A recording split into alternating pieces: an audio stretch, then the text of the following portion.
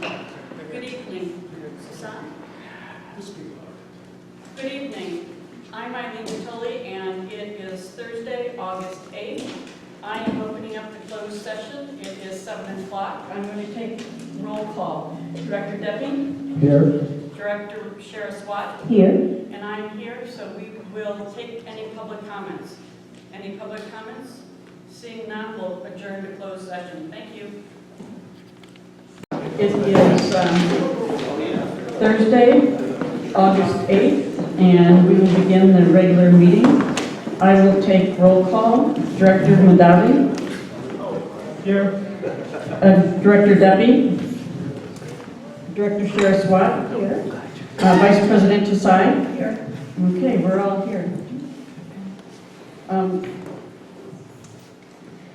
We met in closed session, and we gave direction to our legal counsel. We'll now begin the regular meeting with any public comments. Maybe the microphone's on the table, you can just grab them. Yeah. Oh, sorry. Okay, this is it. Okay. In California, to prepare for their defense, a criminal or civil servant or civil defendant can ask prosecutors if any complaints have been made and for the result of the investigation of those complaints against a police officer who would testify. In many jurisdictions, a list called the Brady List is kept of police officers who have engaged in acts of moral turpitude and dishonesty. These lists usually don't include a description of the misconduct, but they indicate which officers have engaged in misconduct, such as fabricating evidence or lying, that can imperil the prosecution of any case. So far, this list has not been made public, though there is currently a suit for California courts asking whether the new police disclosure law would allow disclosure. In the uproar after the Reno incident, a Kensington resident who had worked as a criminal prosecutor stated in the community meeting about the incident and in her comments and letter at the March 12, 2015 KPPCSD board that we had, because of that incident, at least one officer whose testimony would be called into question by the defense in any case they worked on. Considering incidents that members of the KPD were involved in, such as Reno, WestNet, the traffic stop, and the Saba case, I asked, do we have officers in our department who are on that list? Why should we be paid for officers whose testimony cannot be used or would, if used, be discredited? Or why should we be providing defense in suits involving their actions? What sort of liability do these officers pose us? Thank you.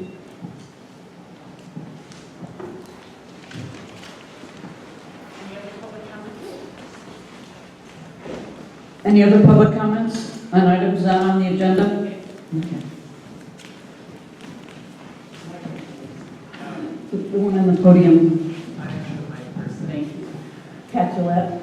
I'm just curious whether the board intends to release any kind of public statement about the occurrence of the police with respect to the Floods investigation. I don't think it's on.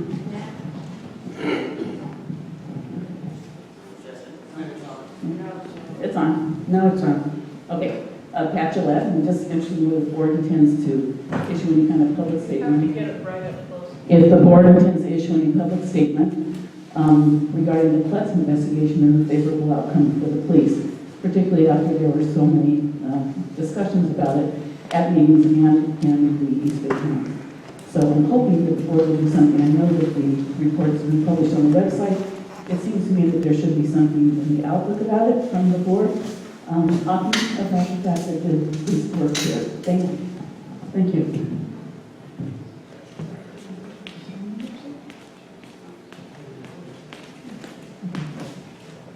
All right, any other public comments?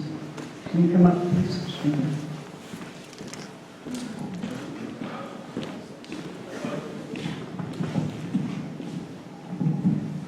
My question for the board would be this. I did take a look at the ad for additional police that's advertised and I understand we're short, and then I became aware of, and asking around, that there's some sort of bids going out to other towns for police services. Our Actually- chief of police will address that during his comment period. Okay, and the reason I'm bringing it up is, apparently 4 years before we moved here, there was some mention of some sort of ordinance that required a referendum of some sort, which I'm unaware of, before we were to contract. Before I moved here, some years, apparently there was some sort of ordinance passed, that there's been discussion, that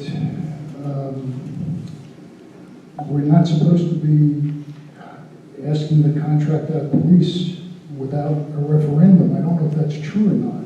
So I wonder if somebody on the board could address that, whether there is such an ordinance that requires a majority vote of the people who live here before we contract out for police. I don't know if that's true or not. So maybe somebody could address that. Thank you. Thank you. Does anyone want to? Like the voting ordinance that's posted on the website? Well, it's a matter of opinion, and it's not agendized, so I'm sure it will be at some point, but... Brown Act allows us to respond to comments. So it is posted on the website. I believe it's under, is it miscellaneous documents, or where is it? Under ordinances. KPPCSD.org, and I think it's governance, and then ordinances. Is that where Randy Riddle's opinion Yes, also right. exists? Yeah, Also so there's the the ordinance and then a legal opinion, I won't say a legal opinion, but legal opinion requiring, concerning the validity of the ordinance. So, All right. happy to talk more later on. Okay. I appreciate if the board would give us an update on the Kensington Community Center and the contract and the progress on the work.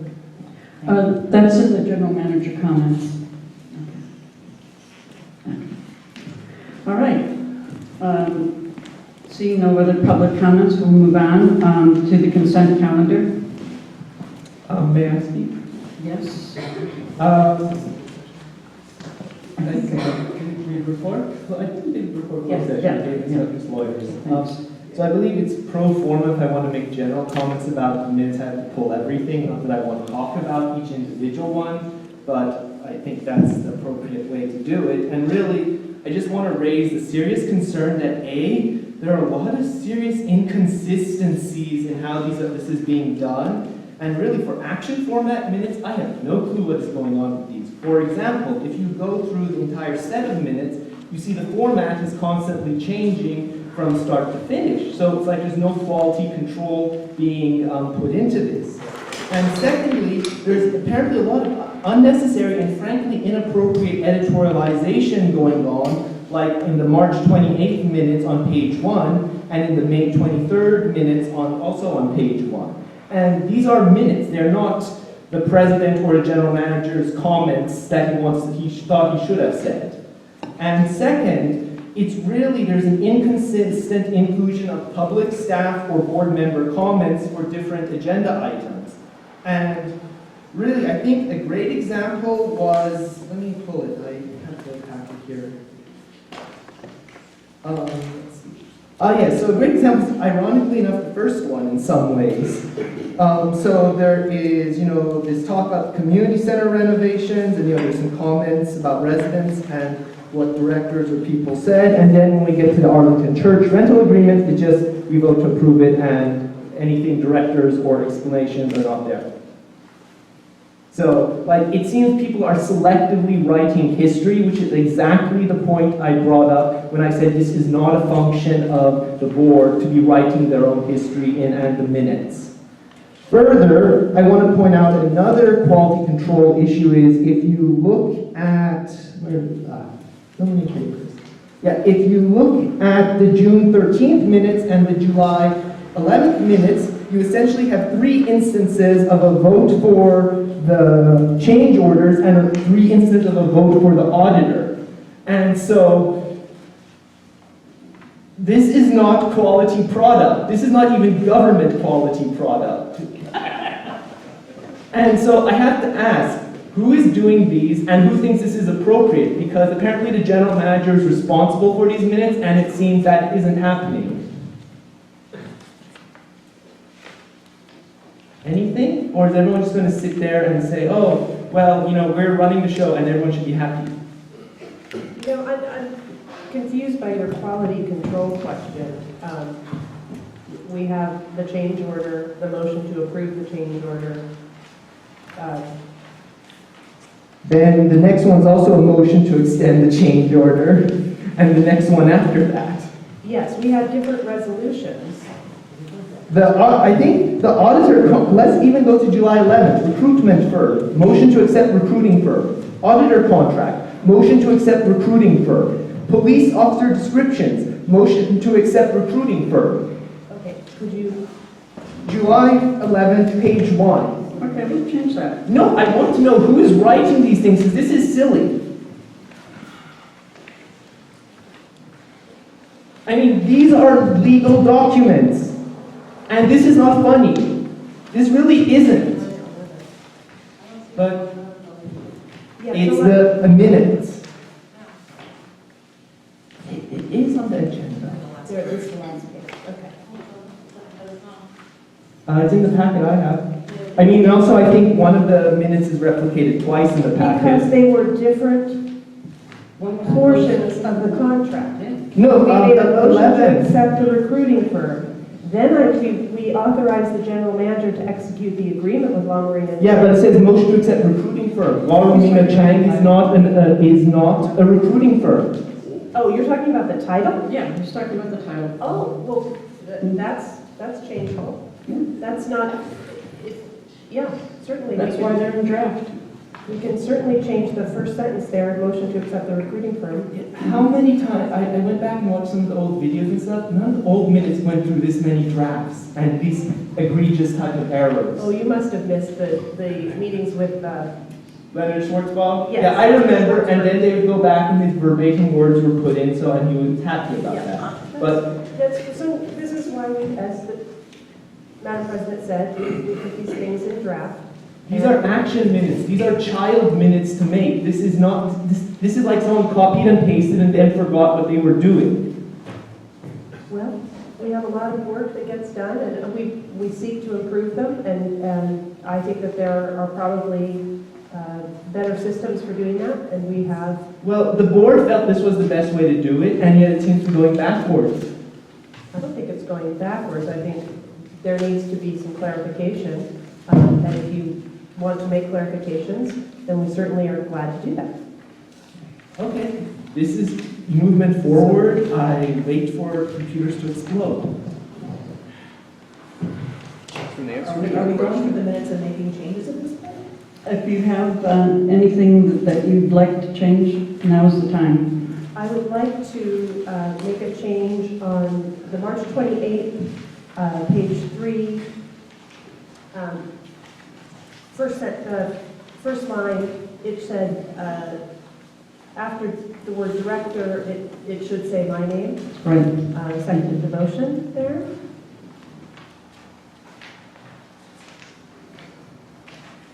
And then I guess we are on July 11th. We are changing the titles of the motion to accept the recruiting firm. So please remove it from auditor Right. contract and police officer descriptions.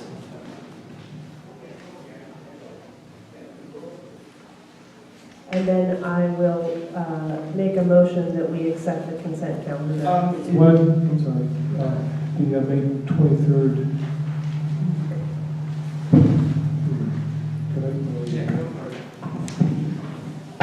May May 23rd. 23rd should be 2019. Great. Yes, okay. Are you also correcting the June 13th ones? What do you want to correct on that? Well, you wrote the minutes, you should know that I just mentioned what needs to be corrected.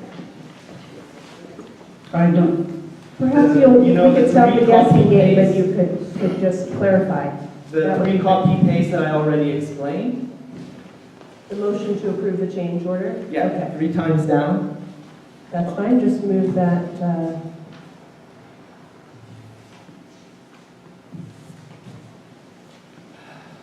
from the fiscal year budget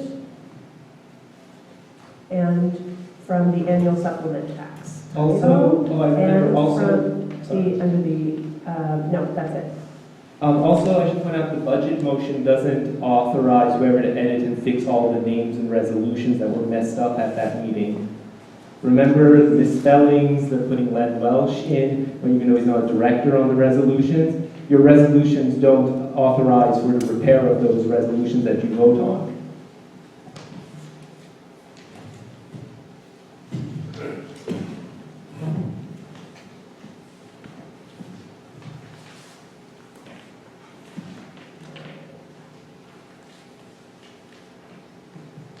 Okay, we'll note the typo corrections on the resolution. Yes. So I make a Oh, motion. right, that we have it right accept- there with corrections to actual approved staffing. So we have it. Names on the resolution and on the budget? Okay. Just saying, remember, these are legal motions of the board, they are binding policy instructions. Would you be very clear as to what needs changing rather than rapidly reading? Well, I had, in the past, I had written up detailed change logs, and these are issues, and these how you can fix them. They were completely ignored, and as I remember when I brought up that, was the 1,800 and 18,000 error that I had brought up all the way back in February or March, and then it had been ignored all the way into the drafts that had come up at the last meeting. So I kind of gave up on that since nobody was listening. Okay. There's a motion on the table. I'll second it. Director Madavi? No? Director Debbie? Yes. Director Sherswat? Yes. Vice President Chasai? Yes. And I will also vote yes, so it passes 4-1. Okay. Eileen, are you taking public comments on the consent calendar or not? I can if you want to. Yes, if you want to make comments.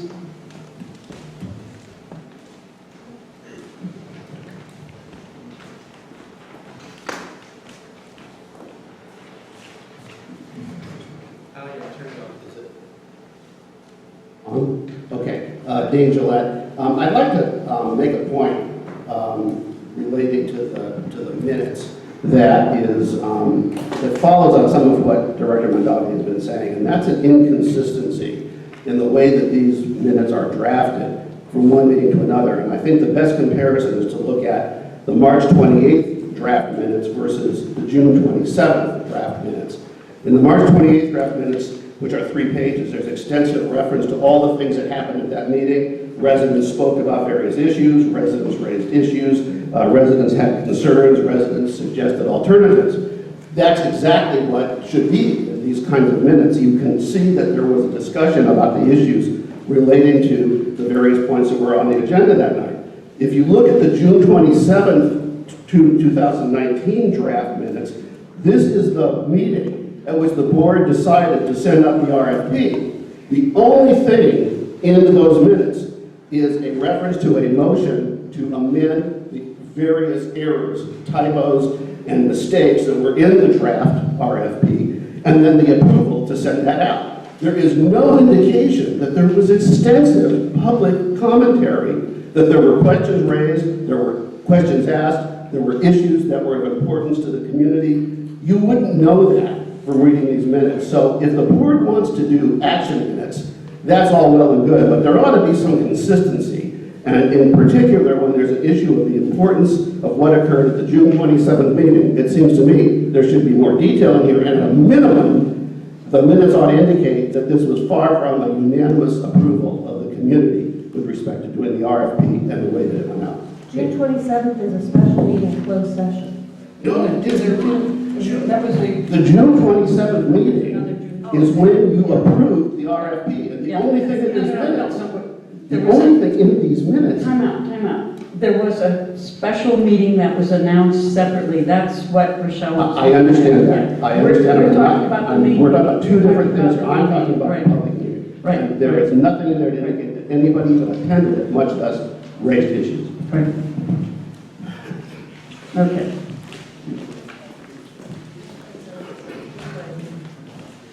I'm sorry, it's not in my board packet. It was, Andrew Gutierrez.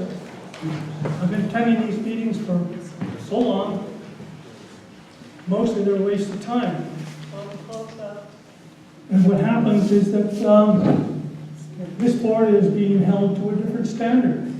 As I recall, all previous boards had a lousy record in terms of minutes, in terms of how they presented them, and so on. And if anybody, former board member Welch, former board member Willett, others, can speak to that, that their minutes were of high quality, I would say that that's nonsense. It's inconsistent, and to simply raise these kinds of issues is to create controversy, when in fact we should just be moving forward. And the person who sort of took those minutes and recast them is not here, and she can speak for you. But it seems rather inconsistent and hypocritical. Thank you. Thank you so much for the compliment, Mr. Gutierrez. I'm really touched. I would like the record to show that I took minutes for the board for over 5 years. And during those 5 years, there were fewer than 5 corrections to numerous sets of minutes. The minutes reflected verbatim every motion. Every vote was recorded by person, and I take great offense to your implication that those minutes were somehow substandard. I consider it to be slanderous, and I consider it to be a blight on my reputation in this community.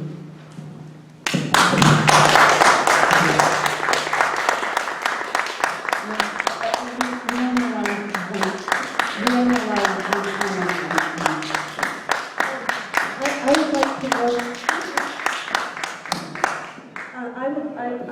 Oh, sure. Like, can I make one? I have to note for everyone, tonight's agendas at the back do not have the June 27th full minutes. They have 2 repeats of the special meeting closed session. So apologies if you picked up a copy from the back. There is not the full listing. You got the website has it. Right, right. Okay, Lynn? So I would like to try to clarify and tone the rhetoric down. I think Lynn did a great job of taking notes. I have to agree with that. The question when she stopped doing it was a resource issue. How much does the board have in the way of resources to devote to taking minutes? I can see the board is still struggling with that issue. I do think the board needs to do a better job on minutes. And I think it would be awfully helpful if people be a little bit more civil in offering their opinions about the minutes and how to fix it. And perhaps even have a suggestion on that, something like that. Thank you. All right, we're going to move on to board and staff comments. General Manager. Go ahead. I wasn't seeing you over there, and usually you are looking over there.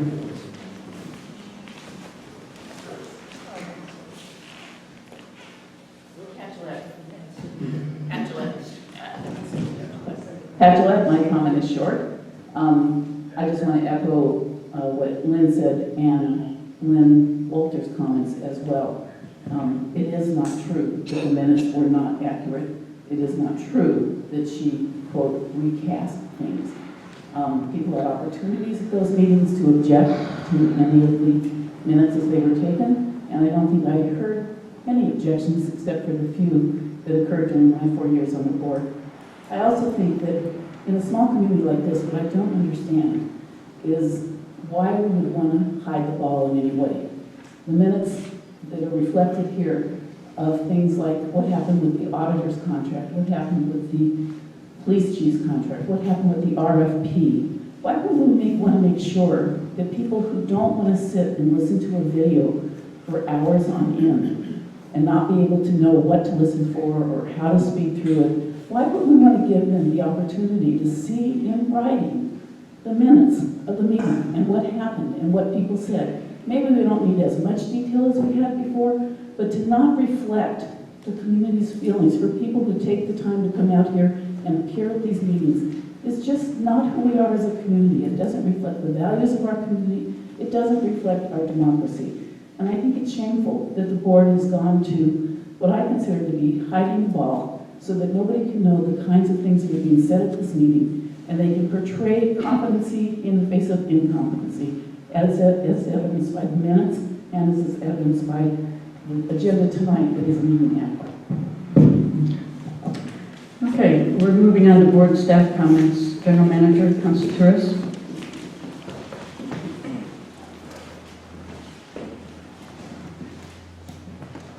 Thank you, Madam President.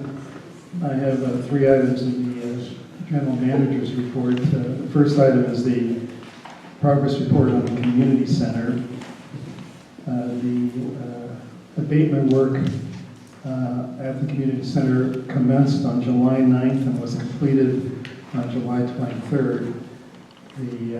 At that date, there was a ceremony at the community center just to initiate the start of construction, which started the next day on July 24th.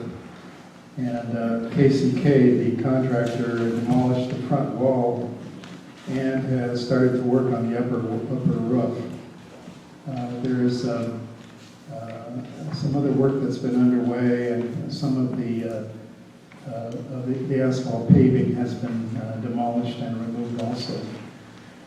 And it's early, but the construction is on pace to be completed by early 2020. The next item is the legal building.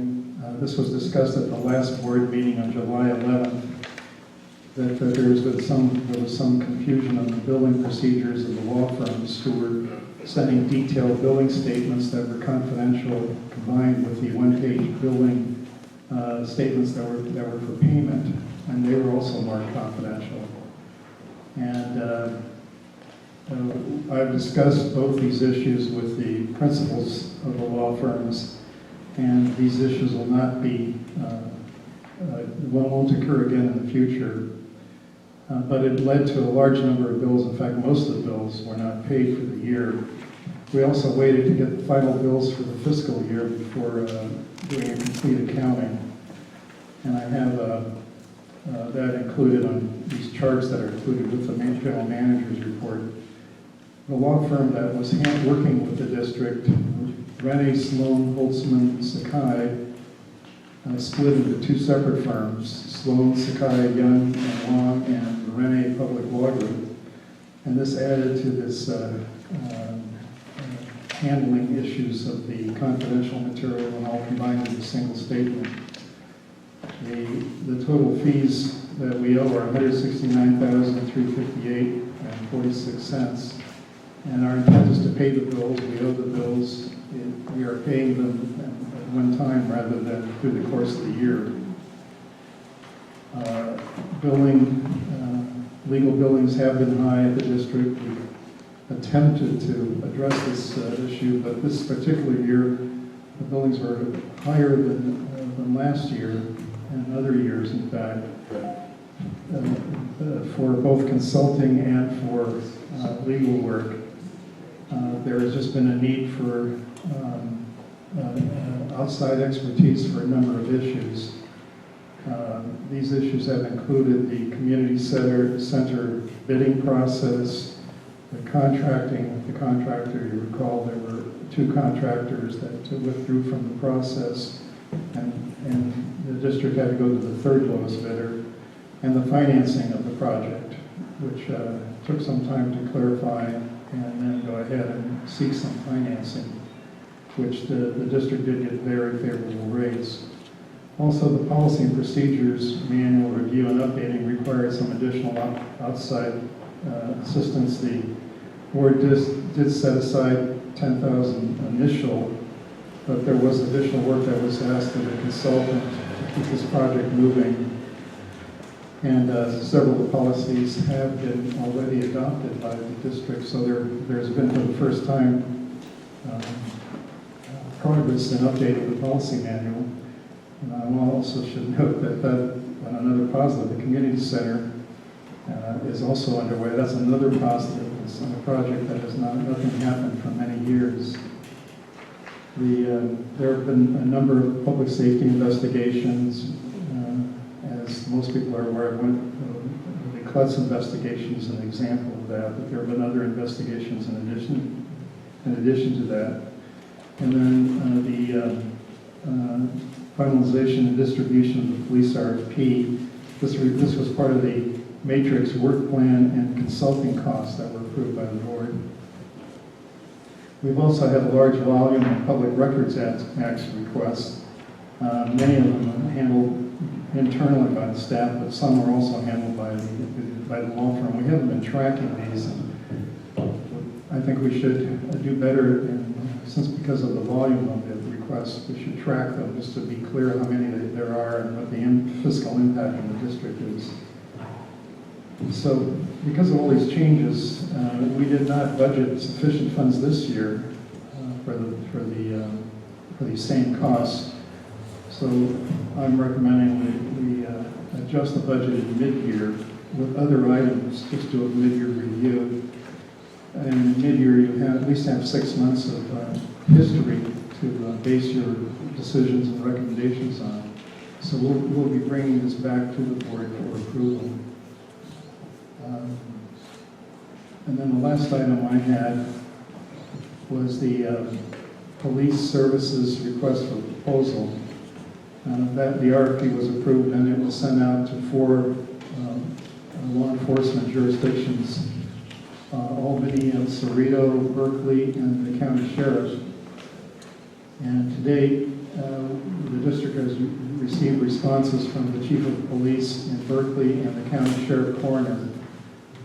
And copies of the letters or emails that I received are included in the packet. And in both cases, neither agency will be submitting a response to the RFP. That completes my I have some questions. So I guess the first one has to do with this billing, and then I'll quickly get to that supplement. But my first question was, what prevented you from pulling off the summary sheet and giving it to the staff to process it? Because given that your responsibilities include knowing the Public Records Act and how to process these bills through the Public Records Act, it could have not been that difficult to identify that the summary sheet needed to go to staff. Well, the summary sheets were attached to the detail sheets. So you can pull it off, or you can put some notes and scan it to create a redacted copy. This isn't a rocket science. Excuse me, in past, I believe that the general manager, and I don't want to speak for you, but was probably going off past practice. Don't speak for But so, how about you don't speak while I'm speaking? That will help. There were 2 copies mailed, so the general manager would probably rightly assume that one would be being sent to the administrative staff and one would be being sent to him. That's what had happened in the past, and so they changed policy within the law firm. Well, I think it was a result of the splitting of the law firms that caused a lot of confusion. And so that's But what... still, he would not check to make sure the bills are getting paid? The bills came in very late as well. Well, I checked the dates when they came in. Some of them are over a year old. Some of them are actually multiple months old. And so, remember, our retainer with the law firm says 30 days upon receipt to pay. So I really don't think that is a good excuse. Well, the bills were marked confidential and they were attached, so it looked like they were a single packet. I took it to mean it was a single packet. I'd like to point out all the consultant bills come marked confidential because that's their letterhead, but as the Public Record Act is very clear, those consultant bills are not confidential. So this is about, even in the job descriptions, and through your experience, you should know the Public Record Act, the do's and do nots of it. And also, your staff is confidential. Well, in the past, there were 2 sets of bills that were sent. There was the confidential set that went to the general manager, and then there was a set for staff and all the directors that was non-confidential and non-detailed. Wait, there is something And for... it doesn't matter, even if some of those bills, we have a confidential staff member, some of those reflect details about ongoing police investigation that would not be the purview of any board member or staff member who was not either the general manager or... I'd like to point out the district administrator is background checked, you know, and she sits in a department full of police officers. Well, I've explained this. This was sent as a single packet, and the packet was marked confidential.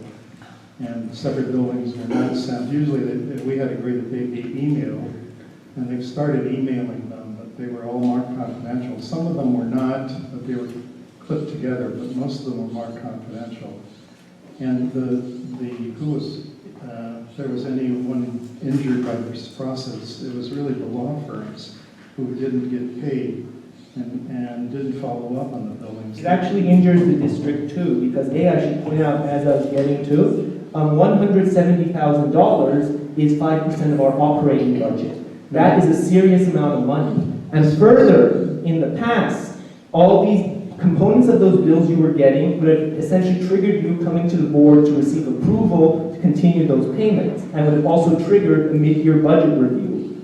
So it is not like just the law firm got hurt. It is our ability to plan as a board and to conduct our fiduciary duties. Further, I just would like to point out something that is sort of glossed over in the report, but if you add in the consultant fees, you are now essentially outstripping most years of high legal fees we've ever had. In fact, once I plotted it into the yearly time tracker I was following, you are over $50,000 above even the highest year we've ever had.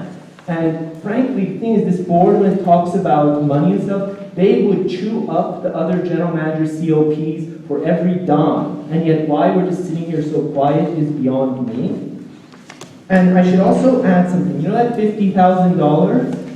That is enough to buy a new police cruiser, or to outfit all the police officers with body cameras, outfit all the cruisers with the most modern dispatch computers. That is actually meaningful money. Oh, absolutely, meaningful dollars. But the fact is, we did have some extraordinary costs in terms of, unfortunately, investigations and that we consultants. And we did have consultants, which we hope are going to be a one-year only, one-time cost. You're now second year into high consultants. For having, putting out an RFP and for renovating completely a complete redo of our policy and procedure manual, which was in part which also went over budget, and we never were asked to authorize overage. Consultants. Well, it went to the finance committee, so they... The finance committee should be really embarrassed to slip past it. That's also another thing, if you want to say it was green light finance committee. That is not just saying nasty things about them. And I bring this up not to be malicious or anything, but I'm concerned. I'm really, like, this is a business in a way. It's a public service we are providing people, because none of this is your money personally. Only a tiny fraction of it is. This $3.4 million and this money you play around with, it's everyone's in town. And no one is playing with money, first of all. And we absolutely, a mid-year budget review is essential. It's part of the budgeting practices. You didn't have one last year? Part of the process that we're... Yes, we did. Yeah, we did. And part of the process that we're going to do going forward, which I think is later on the agenda, so I won't go into that. It's part of the PRA. The bills are the bills are going to be the same whether you pay them one at a time or at the end. They should be paid when we're received, and we've corrected that problem. So, well, my point is, some of these bills would require you to come to the board. But I haven't finished talking. The consulting costs are one-time costs. We did have larger consulting costs, the administrative study and the matrix study. But those are done. Those are well, for example, some of those duplicate your skill set that you supposedly brought to the district. It was good to have an outside review, people who had expertise in these areas, so the district at least could be set in the correct, make an objective and complete the decision process, but those are over. They were approved by the board. These- I should point out something, that if this was Greg Harmon or Chief Hart, you would have eaten them alive for this. That is speculation, and it's really improper. I think one of the things that we all need to do is to be polite and courteous. I am. I remember, like, the board went crazy over simple things like giving the police upgraded equipment. When? Did the- Let's see, there was a whole, I'm running this discussion, You know, insulting it's to not the on the general manager agenda. and to me as a board member who was not on the board at that time. I'm not- So I'm talking- can I please finish? If there is a resolution, I understand that we're all concerned about finances, that anything that is the overriding, constant companion to the board. We're always working with constrained resources. But there are also costs we cannot avoid, in particular, legal. And so we are going to be doing a budget review. You've berated the board and the general manager about this issue. If there's more to say, please say it, but please don't speculate and attribute intention and actions to us that are not true. I can just look back at the old videos and the minutes. I really can. Like, I remember. Well, I find your interpretation entirely incorrect. So therefore, I don't want to argue about in particulars. So I also had wondering, could you speak to the sheriff letter we got? Tony? Because the things that were really mildly upsetting about this letter, not just as saying, we don't want to work with you, it's the things where they point out, about the concerns about the possible deficiencies in the RFP, and really what caught my eye, that was kind of the part that really bothered me, was he did not say, we don't want to do an RFP with you. He made a very broad statement that it is my view that responding to the RFP is not advisable at this time. And then he took the step of telling the Board of Supervisors, all the chiefs of police around here. And the fact that, to him, he felt that he would even talk about this email he got from citizens is mildly, I don't know what to make of it either. I mean, I did warn everyone that we should be talking about this. You can always put something in the RFP that says, well, we have a legal opinion that says otherwise, but, the ordinance. So we could always put in the RFP, the ordinance component, say, well, we have a legal opinion that says otherwise, but to leave it out wholesale is getting us these type of responses from people in very high up places. Well, I don't think the board has made a decision on this. The decision on the election would come after, if there are responses to the RFP. So they've not made it, there's been no But you decision. didn't inform our contracting partners that we could have gone to, that this might be a hurdle they have to jump through. And would you respond to a business proposition that leaves out that type of big a hole? The sheriff could send this to anybody if they want.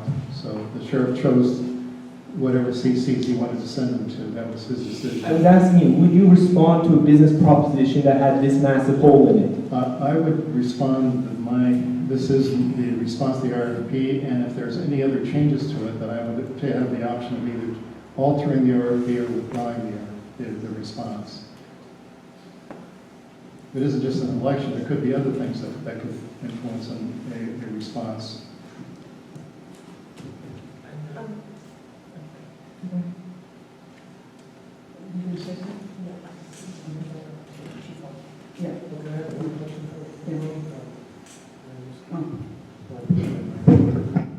I just have a question about the policy and procedures manual. There's still 2 sections, I think, outstanding. Do we have a schedule for when those will be done? I think, yes, that we're hoping to get them on at the next board meeting. Both of them?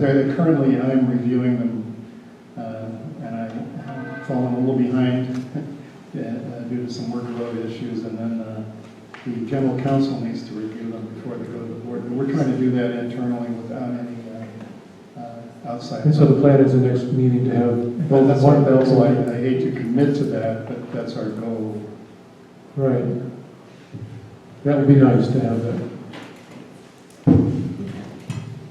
All right, Carl? I think that he was standing up. we're in staff board comments. I think that it isn't appropriate that community members, if they're not doing public comment. Because it's not for public comment, we're in staff and board comments. That's what. Am I on? I don't, procedurally, I believe it's not correct. But not, no offense, Carly. The Brown Act requires the board to take comment before taking an action. Generally speaking, there's no action taken during comments and reports. However, it's at the discretion of the chair. Carl, do you want to go? I'm Todd Porter. I listened to what our general manager said about unusual occurrences during the year. But I've been coming to these meetings, I don't know, 6, 7, 8, 9 years.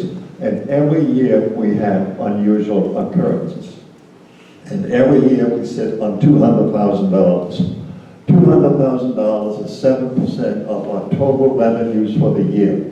The way I feel is that you were elected to make decisions. And our general manager was hired to make decisions.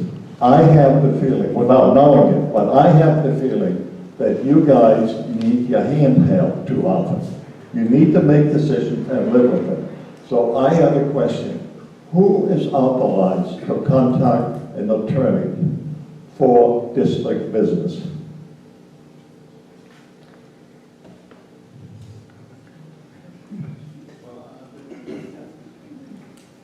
The general manager is, and Fine. the general counsel is authorized. Okay. And the president of the board. Okay. All right, that's the way it ought to be. So the three of you ought to be a little more careful the way you spend our money. Because we could take that money and put it in our building or pay our officers or whatever. $200,000 annually is too much for a small district like ours. Thank you.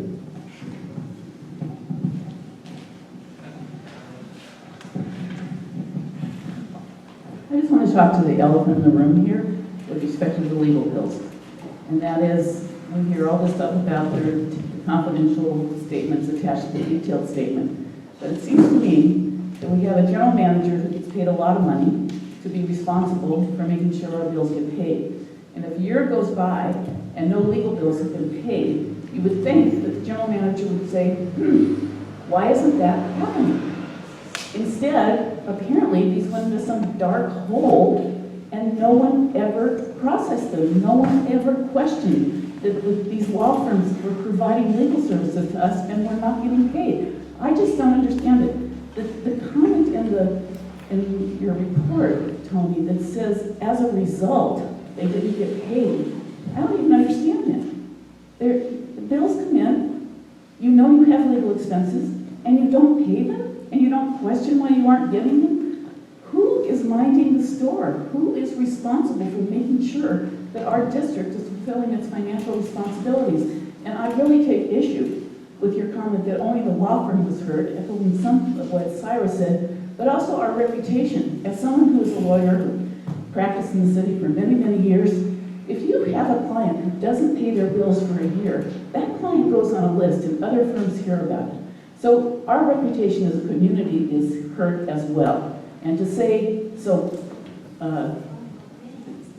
cavalierly that, oh, it's only the law firm that was hurt, just shows a level of ignorance or of disdain that is inappropriate and not consistent, again, with the values of our community. Okay, one more comment, and then we've got to move on. Dave Scott.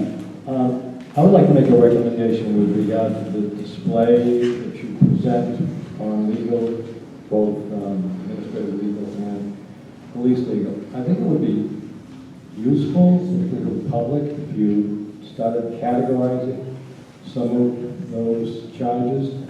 You did a little bit of that when you presented it on those two charts, but it would be much more informative if, for example, you showed how much it was costing us to provide legal support in the negotiations for the MOU, as an example. Versus investigations. Versus investigations. Right. So, and I'm not talking about problems with attorney-client privilege or confidentiality, but it would certainly be much clearer for the public if they could understand where these costs were going. We have made a request also on the PRAs because we're getting inundated with PRAs and we need to start categorizing them. And in some cases, a recent one could cost the district about $25,000. So it's easy to write a PRA.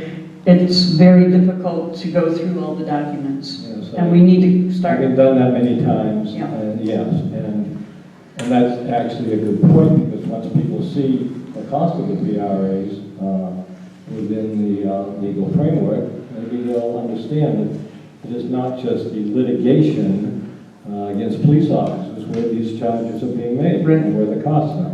Right. Thank you. Thank you. Okay, we're moving on now to staff comments, and we have a very nice presentation waiting for us. Thank you. Hello everyone, my name is Officer Cody with the Kensington Police Department. If you do not know, I am the newest member with the police department this year. You might need to hold it a little bit closer. Is this better for everyone? So earlier this month, I spoke with Battalion Chief Joe Paulo, who wanted to bring up some issues that are going to be coming along with PG&E. For those of you who attended National Night Out, it should have been explained, but I'm here to better explain it and answer any questions that you may have. So PG&E is going to be conducting what's called a PSPS, or otherwise known as a Public Safety Power Shutoff. So what that means is, you know how we have fire weather and it's high probability for a fire. PG&E is going to take the action to shut the power off. And when that happens, at the absolute minimum, when everything is perfect, which how often do we actually use that word, the shutoff will be for 2 days. That means no power. And unfortunately, this could potentially affect Kensington's water supply because the water that gets pushed up here is done by a pump, which is run off electricity. PG&E and East Bay Mud do have a plan in place to hopefully prevent it from affecting Kensington residents, but it is still a possibility that happens. I did email Battalion Chief Joe Capallo, who wanted me to make sure that I hit a couple of points with you guys. So it's mainly going to be when it's high temps, strong winds, and low humidity. That'll most likely be when the shutoffs will happen. And as I was saying, it's a matter of how long it will last. It's a matter of what the maintenance is looking like and how long the weather will stay in the fire hazard area, which means that the shutdown, or the power outage can last anywhere from 2 to 7 days. And like I said, how often do we really use that word perfect? Very, very slim. So when you're doing it, you should probably, when you're doing your conservation, you're preparing yourself for the shutoff, you should probably plan closer to 5 to 7 days.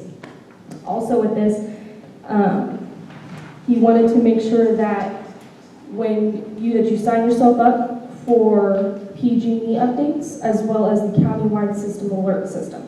So PG&E and the countywide system alerts are two separate types of alerts. PG&E will only notify you of when there is a power outage. The idea is that they're going to do the shutdowns anywhere from 4 to 5 times out of the year, especially during fire season. It's not a matter of, okay, it could be less, it could be more, you just need to make sure that you're prepared. The countywide alert system is a different system that is put on by the actual county that will alert you, like let's say there is a fire in Tilden Park. You will get a notification like, okay, you may need to evacuate, okay, now you need to evacuate. So it's just a matter of making sure that you know the differences between the two alert systems and that you sign up for both of them. When it comes to preparing for everything, you can go on to FEMA.com. They have an emergency preparedness checklist, and one of the big things is making sure that you have enough water. And it's not just drinking water, it's also bathing water, because I do know that a lot of people forget about that. So you can, like I said, you can go on PG&E and East Bay Mud and read about this even more. I believe there are some papers and pamphlets in the back that you can also further look into this. Does anybody have any questions? Oakley today had a fire and they shut off, PG&E shut off proactively power to 500 residents. And one thing for people to keep in mind is cell phone towers will lose power over time, so your cell phone may not work. So that is a good point. So just make sure that you guys are aware if you have backups, because do you know how long it took before they turned off the cell towers? No, I don't know how long the cell tower can operate without power. Okay. You had a question, Mary? Yeah, I didn't quite understand. Are they going to do this as a test, or they're going to only do it if there's an actual threat? They're going to do it, not necessarily when there's a threat, but at the same time, yes, when there's a threat. So it's not like they're just gonna, okay, we're gonna turn your power off today to help us out. It's strictly when there is what's called Diablo winds. Is everybody familiar with the Diablo wind? It is, for those of you who don't know, it pretty much is just when the wind is coming up north and it's coming down and there's a lot of pressure on us and it's pushing towards the coast. Usually we get our wind flow from the coast, but when it's pushing towards the coast, that's when fire season and fire hazards begin. A lot of the fires up north, so Santa Rosa, Paradise, all of those fires were caused by Diablo winds. And so as soon as PG&E hears, okay, look, we got Diablo winds coming in, the affected areas, like the higher probability areas, those are the areas that are going to be without power. Yeah. You know what gas will actually show? I would imagine so. You can double check on the PG&E website though. Yes. I would think that this presentation that you've just given would be very appropriate for a fire board meeting. Are you planning on attending one of those and doing this? I am not. I'm here on behalf of Battalion Chief Grappolo, just to make sure that everyone gets the information, because I didn't make it to every National Night Out party, so I don't know who all was there. And it's just to making sure that every resident knows what's going to happen in the future. I'm not hearing an answer to my question.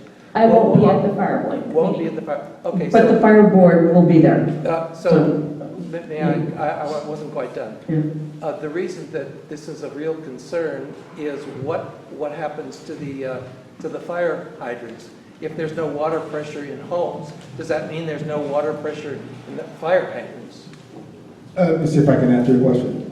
Battalion Chief Grappolo has addressed the fire board, if I'm not mistaken. Yes. This information was obtained from Fire Chief Grappolo and wonderfully displayed and put on by Officer D'Amico for the order. So, but yes, the fire department, they're aware. All this information was obtained from fire department personnel. Well, can you answer the question about the fire hydrants, please? The answer is yes. Yeah, who's saying this? The answer is yes what? The fire hydrants would be affected as well. I attended the same presentation as Officer Codor.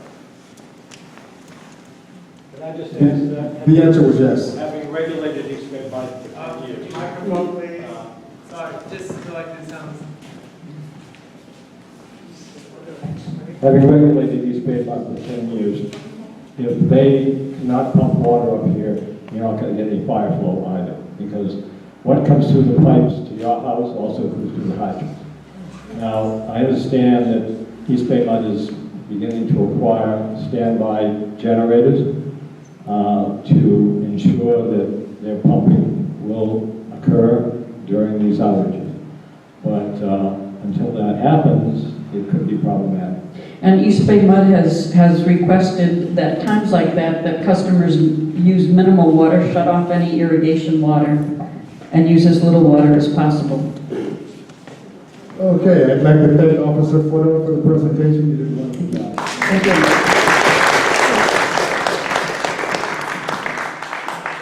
Also, I just want to make a real quick comment on what's going on with the police department as far as recruiting is concerned. I believe the last time I made a report, there were 3 individuals that were being background. Unfortunately, those 3 individuals are no longer in background. Between last week and this week, I've met with 2 potential applicants, and the goal is that we're going to start that background process. So at the moment, right now, we have 1 in background right now, and potentially a second one here coming up within a matter of days. Thank you. May I ask a question of the chief? How many active officers do we now have on the force? Officer D'Amico would be officer number 7. She's currently at the tail end of her field training program, which is why she was here along with another officer. She's in what's called shadow right now. So the other officer is simply shadowing her wherever she goes, and she's making all the decisions. So the answer is 7? Correct. Including the chief's position, we're at 7. And like I said, we have 1 in background right now, and I met with another applicant this week, and potentially a second applicant will be in background.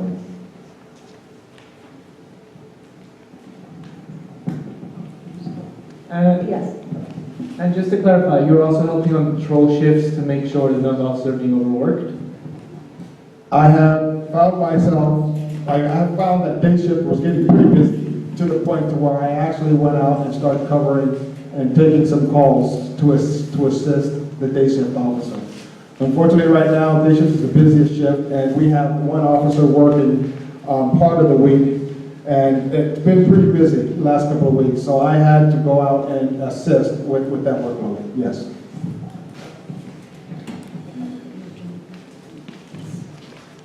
I would like to thank Officer Fodor and Chief Hole for managing National Night Out and the rest of the KPD that showed up. We had 14 parties throughout Kensington, which was fabulous. And there was great turnout at ours. I hope there was great turnout in your neighborhood. But thank you for their efforts. And I know that Officer Fodor did a great job stepping in this year, having to do this for the first time. So thank you. We did a groundbreaking on July 23rd for the community center, and construction is progressing really wonderfully. It's very exciting. If everyone who goes up could please make sure or tell folks to respect the fences. We don't want anybody getting hurt on the construction site, so there are fences around, but it doesn't contain the site totally. We're just leaving construction personnel and the architects to be on site, but we will be posting photos on the KPPCSD website. So look for those and you can see the progress. I just want to take this opportunity because he was unable to attend our groundbreaking and recognize former board president Len Welsh, who so kindly appointed me to the park committee 4 years ago and really started this whole process and was a member of the Parks Committee before I was on it and after I was on it, and really helped us shepherd the project along. So he wasn't able to come midweek, so I would really like to recognize you, Len. Thank you for all you've done.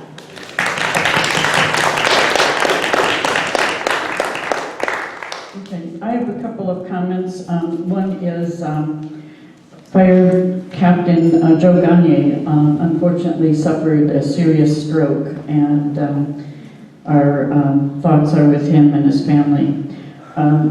The other is I attended a seminar last week on SB 1383, which is a state law that mandates additional organics diversion from landfills. This is what started my interest last year in getting food composting.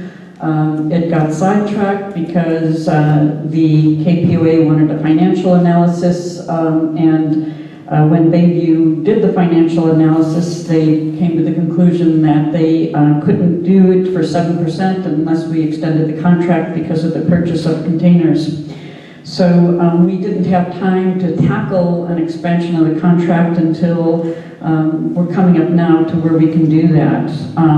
But the lesson also from that meeting was that the era of free recycling and unlimited green waste may be ending.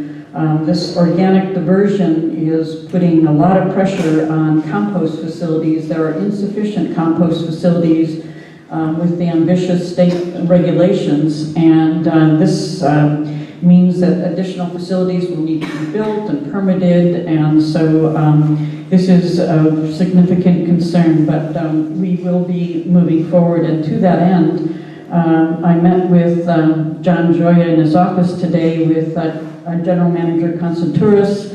Bayview was there, the Joint Powers Authority, which regulates a lot of the hazardous waste for areas in Contra Costa, West Contra Costa, but unfortunately not Kensington, not Rodeo, and a few other communities. And we talked about the possibility when we are going to be expanding this contract for food composting, is there some way that we could take hazardous waste to the El Cerrito Recycling Center? That has quite a bit of a hurdle because there's not sufficient space for, that's the hazardous waste facility there is operated by the Joint Powers Authority, and they have only limited space. They don't think that they can expand that, but we are going to be exploring some other options with Bayview and possibly some kind of a hazardous waste collection by appointment, where Baby will come in and pick up hazardous waste by appointment maybe every quarter from households.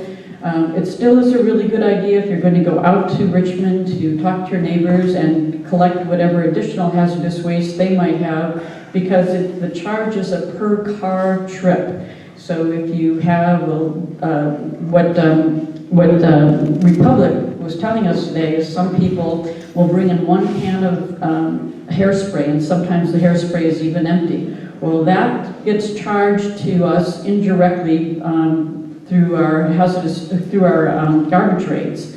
The same price as someone brought in 20 gallons of solvents. So it really pays to have, talk to your neighbors. And plus there's a lot of materials that would otherwise be subject to regulation as a hazardous waste that you can take to El Cerrito Recycling Center and other places.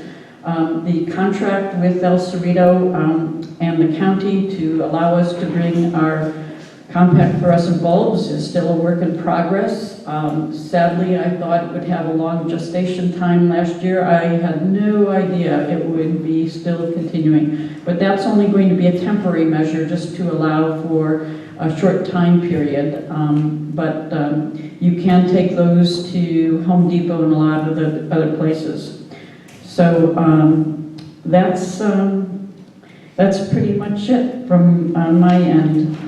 Any other board comments? Comment about complex fluorescent bulbs.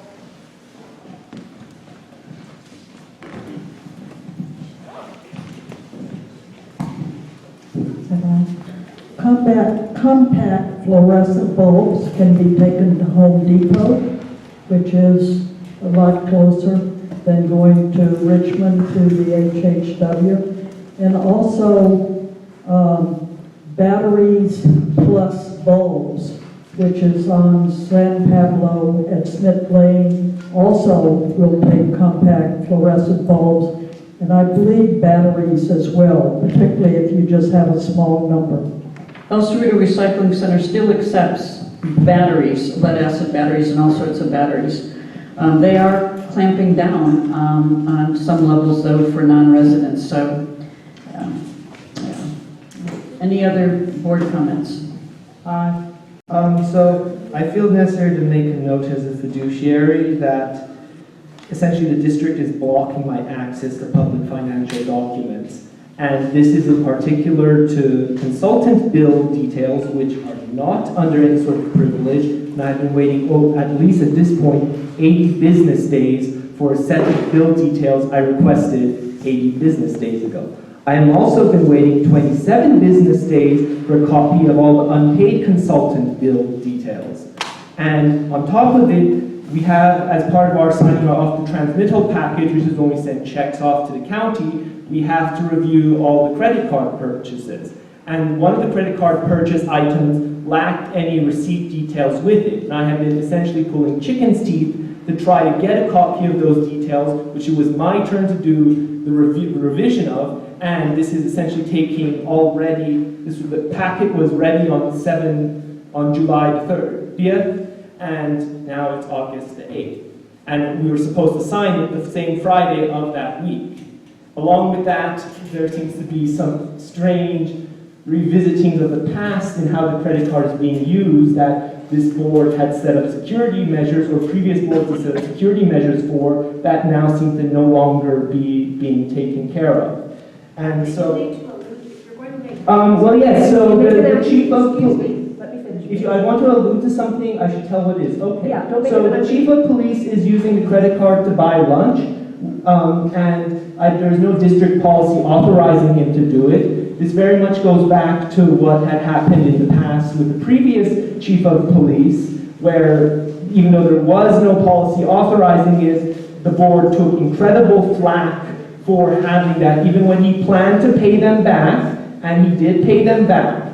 And so the point is, this has happened again. There is no policy in place to allow this, and it was authorized and signed off on. I believe that the bill in question was $50. That was a lunch that was for retired police officers from Kensington. What I understood to be the problem in the past was the use of the district credit card for personal personal airfare, hotels, and meals. And that were paid back. Meals. They might, that's right, but they might have been paid back, but it was, you are not supposed to use a district business card for your personal use. For That was meals. the issue. For meals, for... That's just exactly what was authorized by you and the general manager, use of the district business card for meals.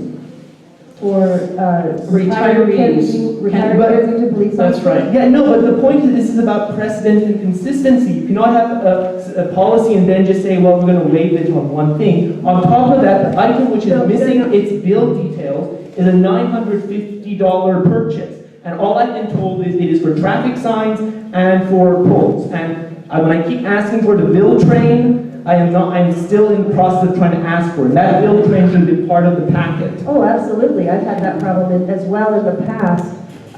It probably shouldn't be approved then. But it was. And then in the other case, I know that I approved one time a lunch for you. Wait, for me? Yes. Wait, for what? For, At Rick and Ann's? dining. Wait, what? Yeah, after dining with an employee of the Wait, district. who? So, Yes. Wait, perhaps- what? No, I want to know when and where, because I have never been to Rick and Ann's. I don't know where that is.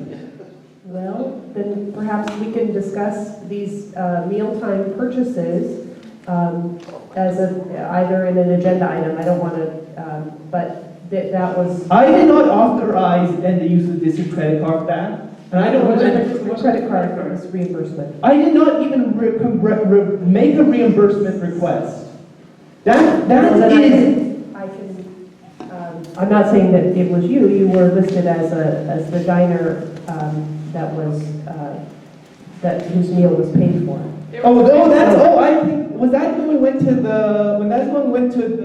the Prop 68 train thing? When? It may have been. Yes. So that was when we went to an authorized thing that the general manager said for the two of us to go to. So if the general manager states that it was acceptable for the chief of police. Well, no, this is different. That is a reimbursement. This is the use of the credit card. Well, we can review policy and something. Okay, well then the bigger thing is there's that $950 purchase which does not have any bill details in the transmission packet. That would require. But the president and the general manager authorized it anyway. Did you sign it? Did you authorize it? No, Eileen and Tony did. That's exactly what's supposed to happen. No, but there's no billing details on it. So you should not authorize it. But they, If we didn't authorize it, the officers wouldn't be paid. It was a charge that the district administrator had already called for the reimbursement, the backup for it. We talked about it. then why am I not being told this information? All I told was traffic and poll. I asked for the Because bill if you train. looked through, her note was on the. Well, there was a note saying that there is no train. That's right, but she had already asked for it. But the train was not there for the director's review. I understand, so would you have held up the officer's No, I would have paychecks? pulled the credit card out of that thing and then authorized everything else, which you can do. This is not a binary decision. All right. Chief Hull, would you like to respond? Oh, and also the other item. I am still waiting for the community center contract, which I am told is on the district's offices. And so I'd like to know where the contract on this project we've broken ground is. That is a $1.5+ million project, and none of the directors seem to have seen it, or at least I haven't been able to see it. The contract itself includes a set of drawings and specs. We're working to get that actually on the website. It's a little bit more complicated than a normal document because it has the drawings and specs. But where it's not in the district offices. Our representatives at Glass and Associates have a copy of it on disk. Yet you don't have a copy for the offices when it was Well, signed? there was an attempted delivery, I believe, last week, and there was no one there to. They couldn't send the pack. I mean, do you realize this is That like a staff member was not in attendance in the office, therefore the delivery could not be executed. If anyone here has ever received or not received a package from FedEx or UPS, and no one is there to sign for it, then therefore they couldn't deliver it. But we have seen of course we've seen the contract. I haven't seen but it. Not the specs. Well, as you voted against it, I mean, I guess you still want to see it, but, yes, of course you would want to see it. But, So there will be a delivery, and they'll happily put it on the website and forward you a copy. So, in other words, I get to be the last one to learn everything. I haven't seen it. And you should be concerned too as president. Exactly. Our consultants and our attorneys have reviewed it. We reviewed The terms the are all terms. reviewed. The contract itself is a huge document with technical drawings and plans attached to it. That's the reason why you haven't received it in paper form. Or and you've digital. heard the explanations. It has been reviewed by council. We approve the terms. If you want the actual document, we're working to get it to you. There's no nefariousness here. Well, I mean, I'm not talking about nefariousness, I'm talking about functional government, making sure they know what they signed and having it on hand, not our architects, us, the district, the Yes, ST. it was reviewed by council. That what council isn't the board of directors. Keep your voice down. But we voted for We voted on it. the terms that were included in our agenda packet. But the actual contract itself also includes construction documents. So if you're looking for the terms, you can go back to a previous agenda packet. If you're looking for the final contract with including the spec drawings, then they'll get it to you staff as quickly as possible. Anyway.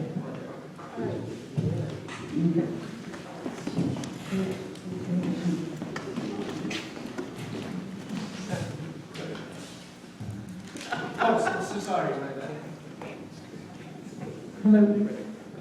You referred to prior police chief misuse of the district credit card. I just want to clarify that the prior police chief had used the district credit card for charging his wife's airfare, not because she was going to a meeting on behalf of the district, but he bought her a ticket on a plane. He charged staying at different motels or resorts with the district credit card. There was no proof at all that he ever repaid, although he said that he did, but he never could show a check that he did repay it. So perhaps you might want to look back in the record so that you could find out what the conditions were of his abuse of the district credit card.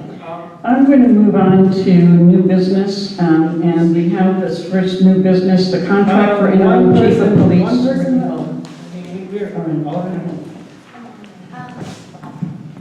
I'm really confused. In my count, we have had consultants for 5 different things this year. So now I sit there and hear that the policy procedures still have deficiencies, and yet we're being paid Mr. Dice $33,000 for it.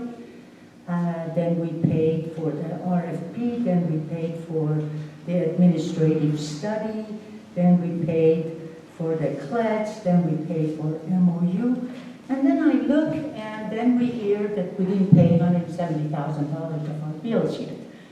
Then I look at your agenda, and item D tonight is budget approval for law firm review PRA request. We haven't even gotten a PRA back yet. We've been told no by 2 people. So why are we authorizing money for yet? I think that'll be on the agenda. Yes. So we're going to discuss it. I apologize. Okay, we're moving on to the contract for interim chief of police, and this is for action. General Manager Constanturos, do you want to introduce this?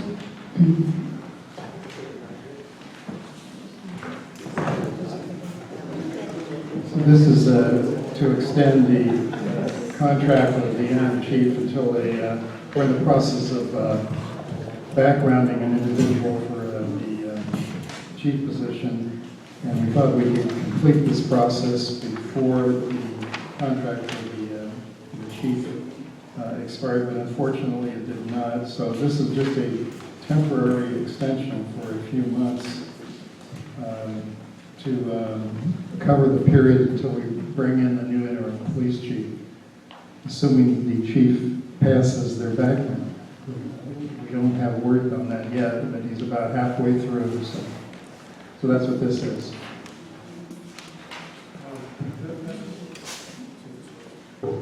This one, okay, great. I'm assuming the contract is such that once a new interim chief is hired, then Chief Hull immediately goes to his new position? That's correct. So my only question is, you're hoping that the background check works, but we don't know. And so is there any harm in making this maybe till the end of the year, just so we don't have to come back to this in another month and a half in case something falls through? I mean, if it's a contract that can be terminated at any time, there's no harm in extending it. But Our goal is to fill it with an outside individual. So when you say though the term, the parties shall have the option to mutually agree, the parties essentially, I mean, it would come to the board, but it would be your decision and that of interim chief. That's correct. Yeah, okay. Because on page 2, it does extend through the end of the year, the calendar year. I'm good. Are we done with the discussion of this item yet, or is there more to your report on this? General Manager, Mr. Chris, do you have anything else? No.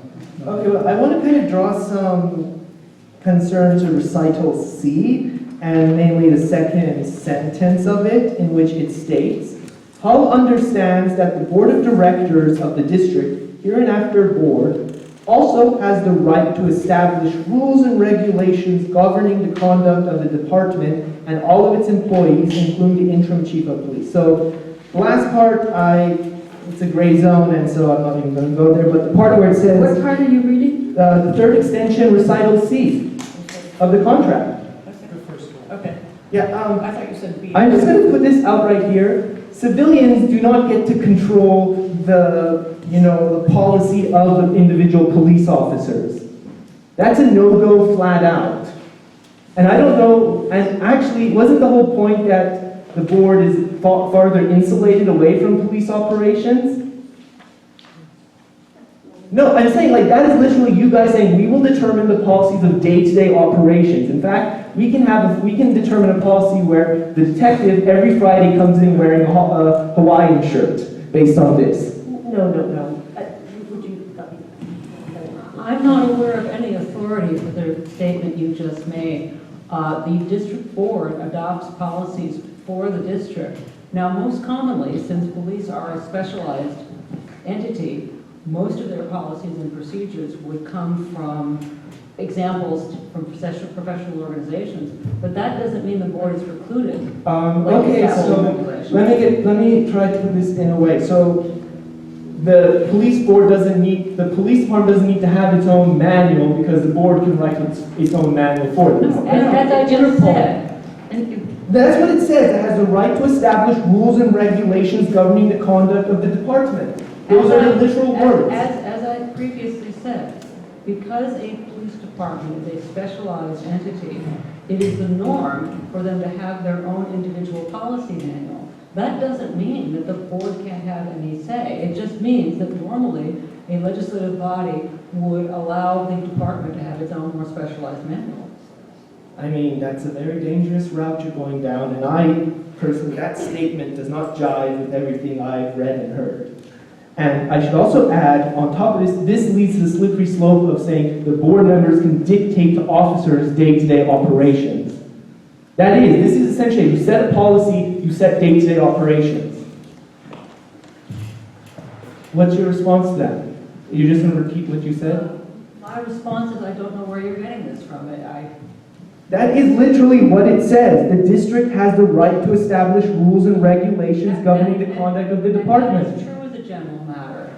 However, I'm unaware of any time in which this legislative body. So I thought, well, no, I think so. I think it was in Oakland. Oakland mayor tried to be chief of police and then post kicked him out, saying you can't do that. That's a different matter. Setting rules and regulations of the department. No, it's not the same.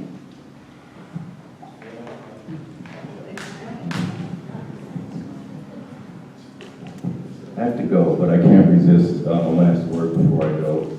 Cyrus, man, you're acting like a spoiled brat. You're going to drag this district down. You're going to drag the board down with this kind of commentary.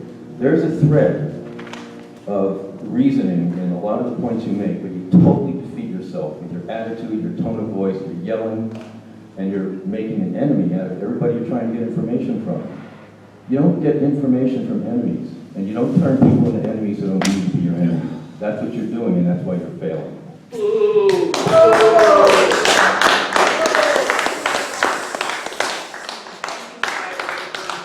Someone ask the questions for. As an example Consider the source of excuse me, I have the microphone. As an example of policy the board might want to implement in case it's not in the workers' everyday policy thing, the board might say all police officers should wear a bulletproof vest all the time. They could go above and beyond whatever procedures that are considered standard and provided by professionals. And I think that's what that phrase means, which is a perfectly logical thing you want to allow the board to do, to in fact make stricter. And actually, if it was Hawaii, I could see, okay, on Hawaii Day, the police all wear a Hawaiian shirt. I would think it would be good public. That's Hawaii 5-0, I think that's what Okay. it is, or Magna PI. But we at one time, Mrs. Benson is right, we established rules that we would reimburse officers for safety equipment above and beyond what was allowed or mandated. And I would like to make a motion that we approve the employment agreement with the interim chief of police. There will be public comment, absolutely. But I'm going to make a motion that we approve the agreement, the third extension between the interim chief of police and the KPPCSD. I'll second the motion.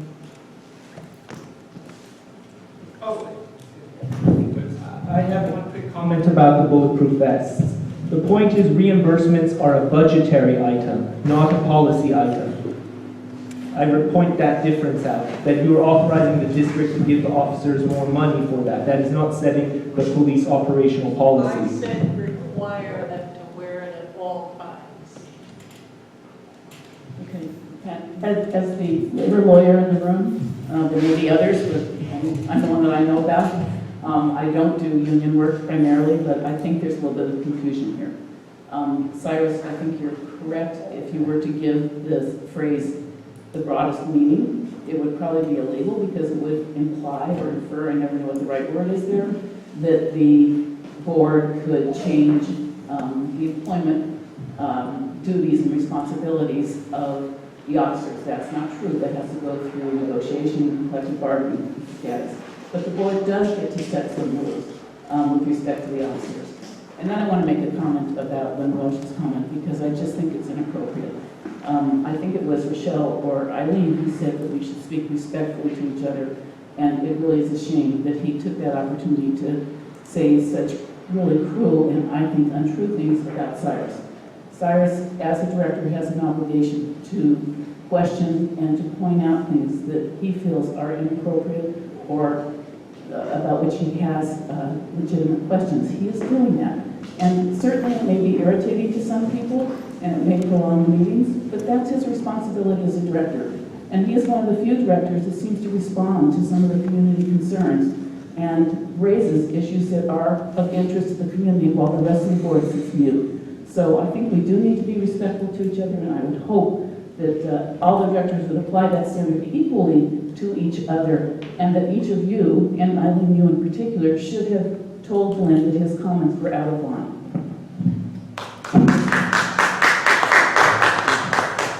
I believe Len was Cyrus's treasurer during his campaign, and but it's lovely to see progression after the way that Director Cordova was treated by board members when she exhibited perhaps some of the same behaviors years ago. Okay, we have a motion and it's been seconded. I'm going to take a vote. Director Madavi? No. Oh, I should have clarified. No, it's not just because of that recital. It's also, as I said before, given all the information we have learned and the board knows. Well, no, I feel I have a right to justify my answer because not so people imply what it means, and I've seen that done. My no vote comes mostly because of the broader picture here. A, in that, as the community has multiple times said, they would like to have known that Chief Hall was background checked again. We all know, as the board doesn't, there's also, I have learned, a lot of public stuff that has been mentioned, most of which can be verified in some shape or form, maybe not all of it, and it is concerning. Further, I should point out that while I have no animus against Chief Hall, he's doing the best he can, I think in some ways there are performance issues that really are concerning me, and one of them... I think it's inappropriate to discuss performance issues or employee personnel. I'm not talking about specifics. I just want to say that I don't feel need to he's be set very up. careful about discussing things. I have to agree. Okay, well, the point being, I do not feel that this contract is in the best interest of the community overall. That's No. fine. Director Duffy? Yes. Director Sheriff Swat? Yes. Director Desai? Yes. And I will vote yes. And just make the point that accusations are accusations, and if it's been cleared by an investigation, it's done. All right, the next item on the agenda is the invitation that I received from President Julie Stein of the Kensington Fire Protection District for our presence at their meeting. And I very much appreciated that. And this is in large part because the community has the public safety building that is of high interest to us. Director Debbie and Director Sheriff Swat are on our building committee.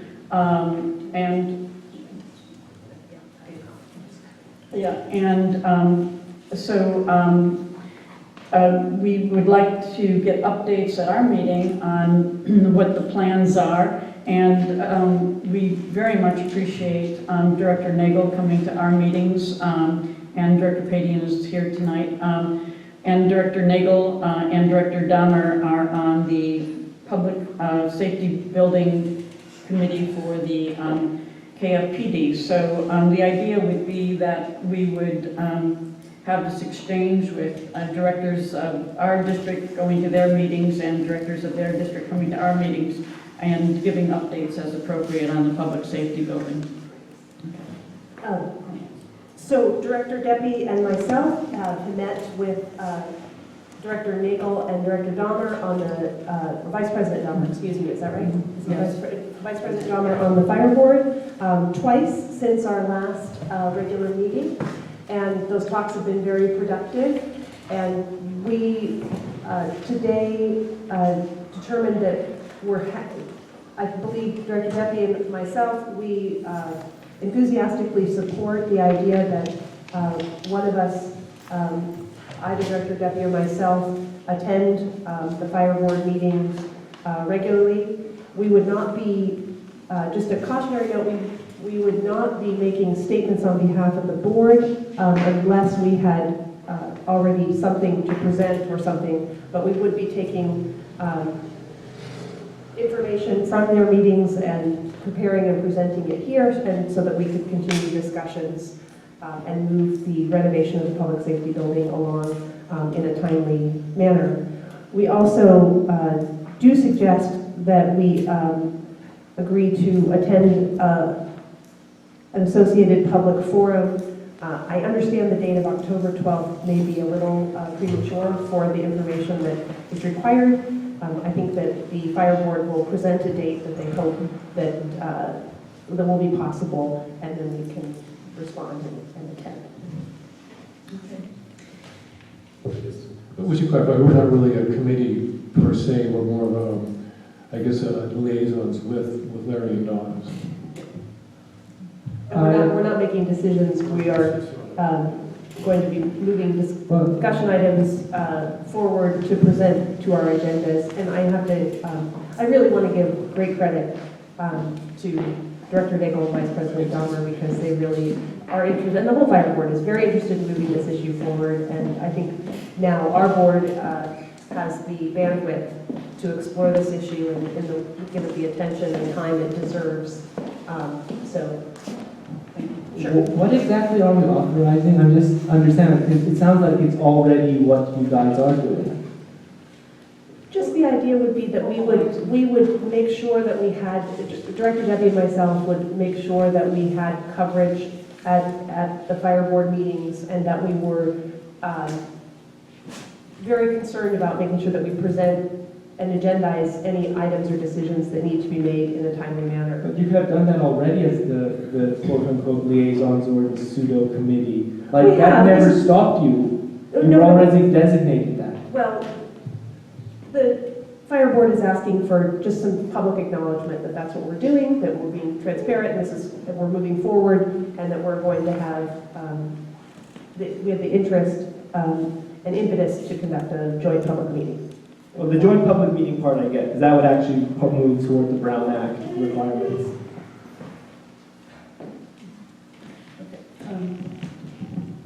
May I make a public comment? I'm wondering if the board would be willing to put this item on its agenda every month so that there could be updates. This is a critical issue for the community and also for the police officers. They're quite concerned about whether they're going to have a place to conduct their business. So are we. That's why it's on the agenda tonight. That's why I talked to President Stein about it. And General Manager Constantouris and I talked about having it on the agenda, and there's no point on having it on the agenda if there's nothing to discuss. So I think that would be up to Directors Deppie and Sheriff Swat to let me know that there's something to discuss, but it's trying to move the process forward. It just seems as though this is moving very quickly, and my understanding is that the fire board intends to break ground next March. That doesn't leave a lot of time for this board to make decisions. Exactly why it's on the agenda tonight. Well, the focus of the fire board determined at their last meeting that they are going to focus on the current site, 217, and of course I want the general manager to assure the police department and staff that we fully intend to have a place for us to conduct the district business. That isn't our say, that's the fire district's decision. I'd like to point that out, we're renters. For the police department and the employees of the KPPCSD, that they will have a place to conduct business and continue operations. That's what I'm charged with, and that's what I'm saying that can be expressed. The fire, yes, No, I'm saying, where do we go if not the public safety building? we will present We have to options figure that out. and have considerations. I definitely have things in mind, but I'm not, it's not part of the necessary discussion before we get more information. Dave's bad, Areas. and I appreciate what you're saying because it is urgent. I was at the last fire board meeting. I'm sorry. I was at the last fire board meeting, and they have entered into a contract with their architect to update the master plan. And one of the considerations in that update is to have that public safety building be solely a fire department building and not have police in there. So there is a certain urgency that needs to be addressed as a result of that, and certainly planning going forward if that becomes an eventuality. One thing I think you ought to think about too is if indeed there is a decision to keep the police in the building, I don't think it would, I think it would be appropriate if you separated police from the administrative staff. To begin with, I don't think it's really appropriate to have administrative staff housed with police. I don't think there are any other jurisdictions around that do that. I may be wrong, but it certainly doesn't make much sense to do that. So from a planning standpoint, I think even if you go into the public safety building, I think you ought to be looking at separating out administrative staff, particularly since you are hiring 3 new positions. And I don't think there's enough space in that building to begin with to have 3 new administrative staff people and the general manager, along with the chief of police and officers. Thank you.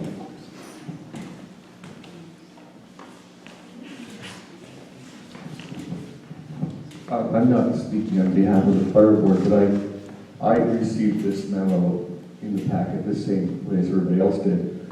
And I just have a question because it says in the first sentence that the August 14th board meeting is an invitation to your board representative to discuss issues relevant to the possible future renovation of public safety building. And so it's an invitation, and that we will include, it says, the KPPCSD on the agenda unless we hear otherwise. So it sounds like, I have nothing to do with this, sounds like this is actually a formal invitation for you to show up and be represented, not simply to attend. And so I'm interested because Michelle and I read that said they can't speak for the board. So I'm not sure, can you clarify what you'd like to do? We already, because of your agenda deadline, I had to let Brenda know that we would be responding favorably to the invitation. Okay, thanks. So my point about that we wouldn't be speaking for the board, I just want to make that statement because I know that issues will come up during your fire board discussion. People will probably say, well, speak to that, and we won't be authorized. There's been some confusion from folks that, well, then you'll just say, you know, well, we'll be doing this with the building or with the KPD, and we won't be able to make that decision, of course. But if we have something formal to present, and I'm going to make if we need to make a motion, that we accept the invitation to join them at their public forum in the fall for a date perhaps to be determined, if not October 12th. And I'll make that motion, and that will formally accept if we haven't done so already. Is it clear from this invitation, from any subsequent discussions, what I think as Director Pady is suggesting, that there is to be some kind of formal item for the KPPCSD to appear at or be on the agenda? I guess this is the confusion, it seems like. Or set the agenda for the October 12th meeting. Well, I think the idea is if we had something to present August 14th, and I think it may be a kind of open invitation every month for us to put on something to the agenda, and should we, to present, if we have something that we have determined. It's a little confusing, and simply this month, because of the way our meeting dates fall, that our meeting comes before theirs does. So this will be clarified, but we do want to make sure that we, both boards, I think, are flexible and that we are aware that we need room on our agendas should this topic be, should the public safety building may be coming up every month. Okay, we have some formal decisions. Thank you. I can change the process note. Like the fire board puts all their committees every agenda anyway, so people can comment, and the committees are easily able to say nothing has changed or we're still working on something. It's not that the board president needs to be told something new is happening for her to agendize it. And it also seems that would be a more efficient way, and also, since we want to keep dialogue open, that it always be an agenda item so people can comment and tell us their concerns, or if they have any ideas that might influence our thinking too. Good idea.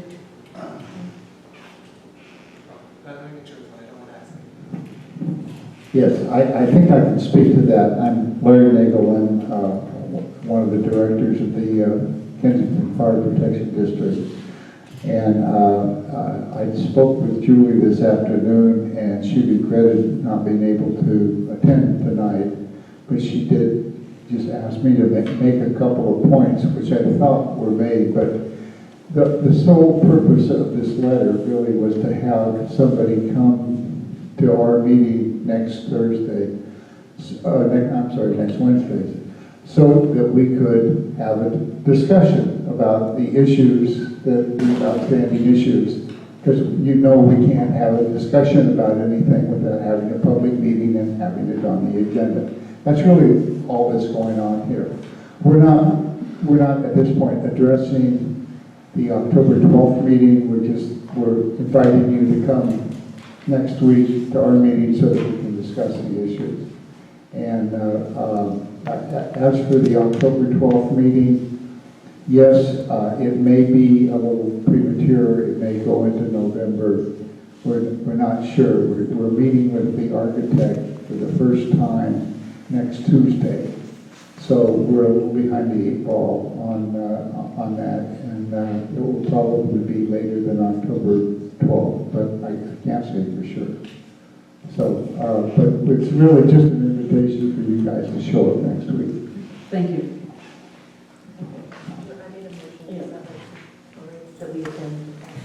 Yeah.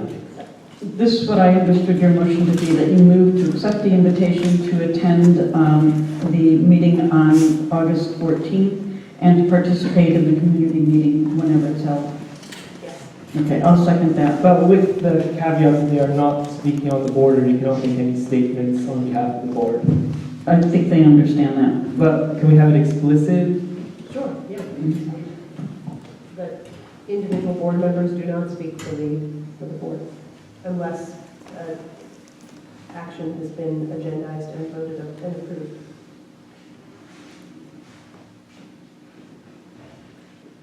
And that will be one of us. Yes, Director Debbie or myself will figure it out. and we will. But both of you could go if you chose to go. Yes, if that's possible. No, you can't go for other reasons, but you could go if you wanted to. If I you will were be in available to attendance go, at the yeah. August 14th meeting. Yeah. And then in the future, we will make sure that there is board coverage. Yeah. Okay. So the motion is that you move to accept the invitation to attend the meeting on August 14th and participate in the community meeting whenever it's held.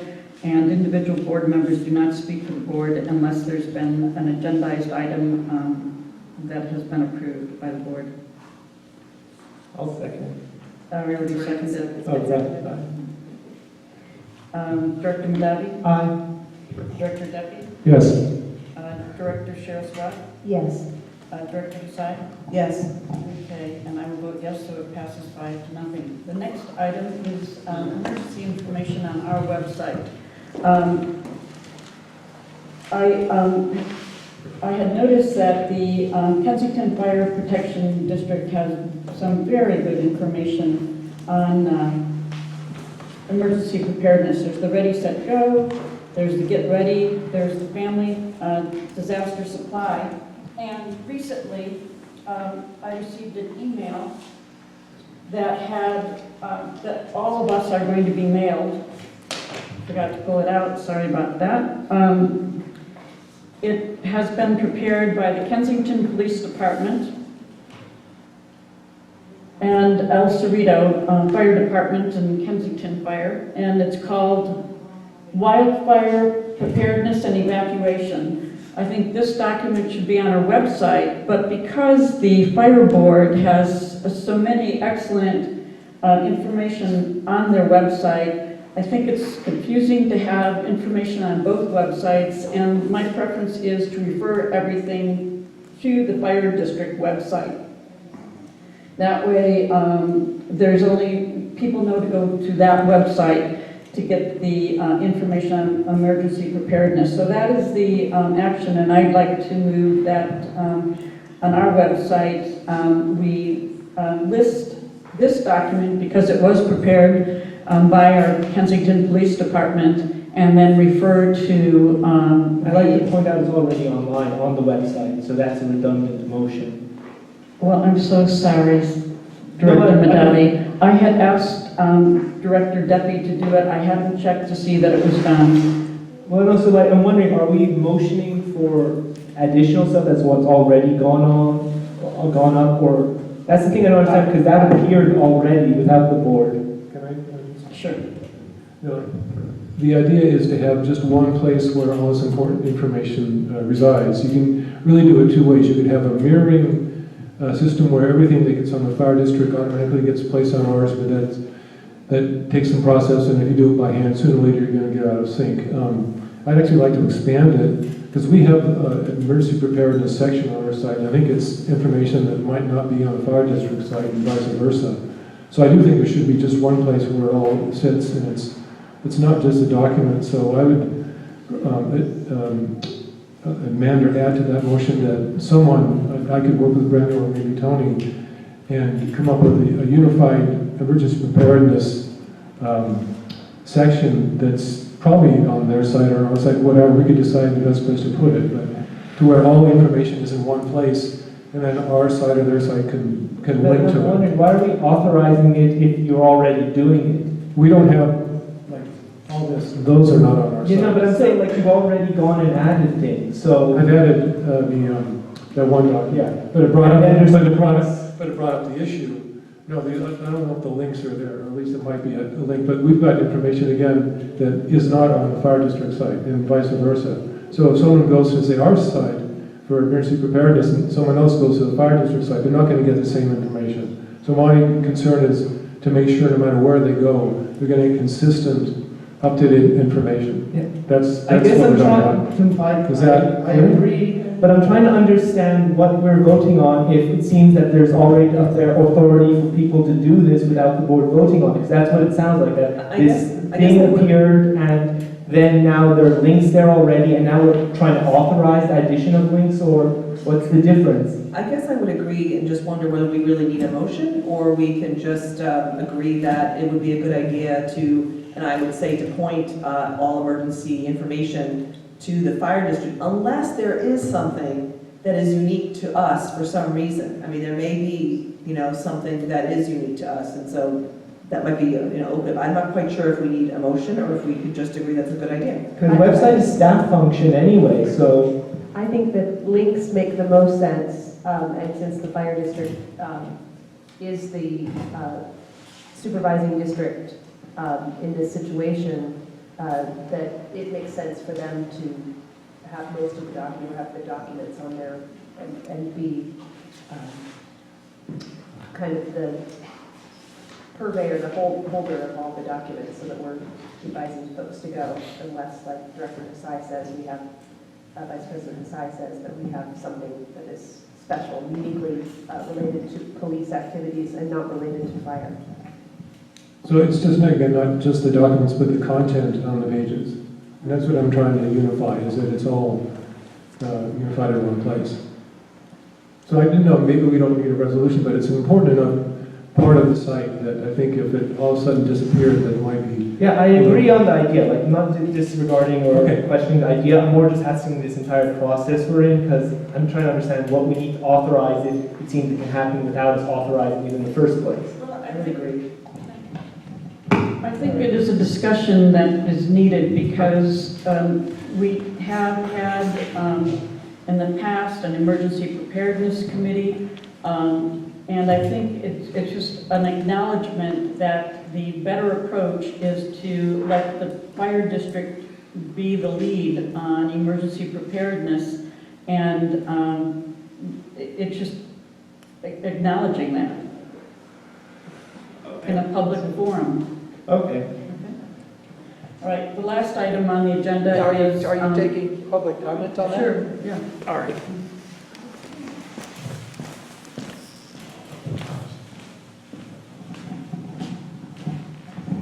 Is this on? Yeah. Are there not emergency preparedness subjects that are specifically in the purview of the police department? And I'm thinking about the evacuation plan.